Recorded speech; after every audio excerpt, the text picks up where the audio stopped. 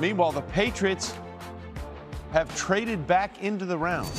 Pick 101 here. Bill Belichick and Nick Caserio trying to figure out what they will do going forward.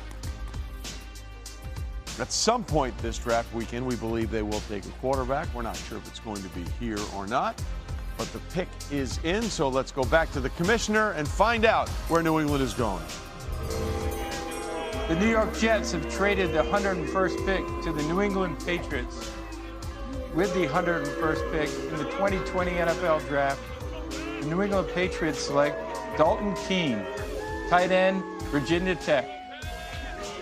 All right, so that's the second tight end, Daniel Jeremiah. Oh, the flow that the Patriots have taken so far this evening. Tell us about Dalton Keene.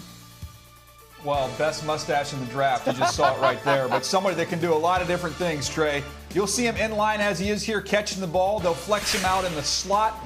They'll also put him in the backfield and give him the football like he's a running back. And the Patriots in their past have been able to use tight ends creatively. And they go out and get Devin Asiasi, who can really get vertical down the field. Now you've got somebody that you can move around, use him as a fullback, an H-back, give him the ball out of the backfield. He's a little bit tight, a little bit stiff, but a very physical, tough, aggressive guy. And again, I keep coming back to that word versatility. Nobody covets versatility quite like the New England Patriots. Well, it's interesting you say that because you talk to Keene. He says he models his game off Niners tight end George Kittle. And I quote Daniel Jeremiah, he's probably the most versatile tight end in the league. So if that's who he's modeling his game after, he's going to the right franchise because, as you alluded to it, Kyle Duggar, versatile player. Josh Uche, versatile player. Anthony Jennings, versatile player. And now two tight ends in back-to-back third-round picks, Asiasi and now Dalton Keene, as Bill Belichick continues to work his way